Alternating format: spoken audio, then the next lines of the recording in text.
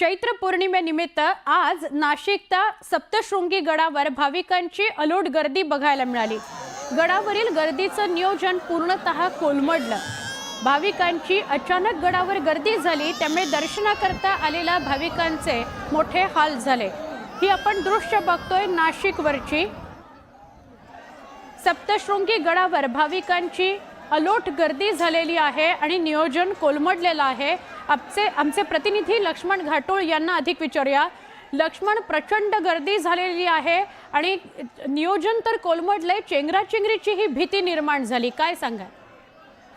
सुवर्ण, नाशिकच्या सप्तशृंगी गडावरती भाविकांची मोठी गर्दी झालेली आहे। आपल्याला सर्वांना कल्पना आहे की नाशिकचं जे सप्तशृंगी देवीचं देवस्थान आहे ते 3.5 शक्तिपीठांपैकी एक महत्त्वाचं पीठ म्हणून देखील सप्तशृंगी गडाकडे बघितलं जातं आणि आज चैत्र पौर्णिमा आहे आणि त्यामुळे नाशिकच नाही तर राज्यभरातून मोठ्या प्रमाणात भाविक जे आहेत ते सप्तशृंगी गडावरती दर्शनासाठी दाखल झालेला आहे। सप्तशृंगी गडाचा जर भौगोलिक परिस्थिती आपण त्या ठिकाणची बघितली तर तो गडाचा परिसर आहे।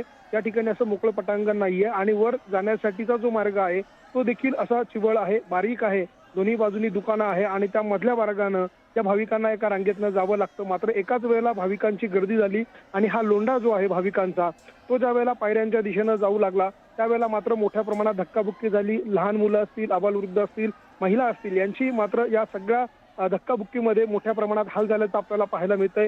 अशी दृश्य देखील जी आहे ती देखील समोर आलेली आहे, ज्यामध्ये लहान मुलं आपल्याला ओरडताना दिसत आहे, रडताना दिसत आहे। प्रचंड हाल या धक्काबुक्कीमध्ये या सगळ्या भाविकांचे झालेले आहे। खरं तर अपेक्षेपेक्षा जास्त गर्दी गडावरती झाली आणि त्यामुळे जे नियोजन स्थानिक प्रशासनाने केलेलं होतं ते पूर्णतः कोलमडलेलं आहे। आता मात्र स्थानिक पोलिसांनी त्या ठिकाणची परिस्थिती नियंत्रणात आणलेली आहे आणि या भाविकांना सगळ्यांना एका रांगेमध्ये दर्शनासाठीची व्यवस्था जी आहे ती केलेली आहे। सध्या परिस्थिती नियंत्रणात आणण्यासाठी पोलिसांचं अतिरिक्त पोलीस दल जे आहे ते त्या ठिकाणी दाखल झालंय।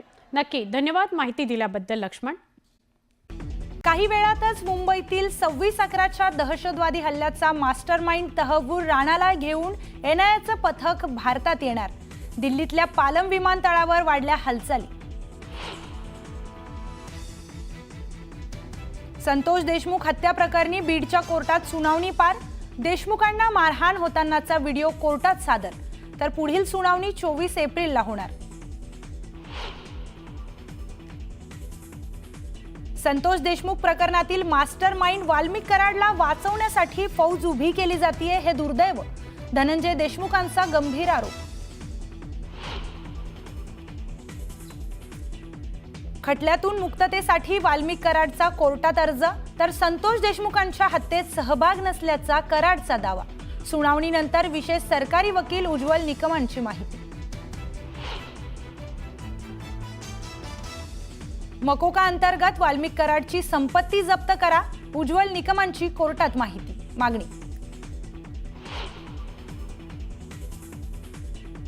एसटी कामगारांना राज्य सरकारचा मोठा धक्का। मार्च महिन्याच्या पगारात 56% कपात, तर सरकारी निर्णयामुळे कर्मचारी वर्गामध्ये नाराजी।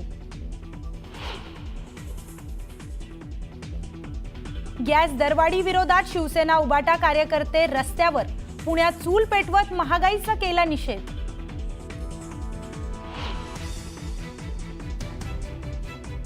मुंबई पुणे एक्सप्रेसवर वाहतूक कोंडी। अमृतांजन पुलाजवळ वाहनांच्या रांगा, चालकांसह प्रवासीही त्रस्त।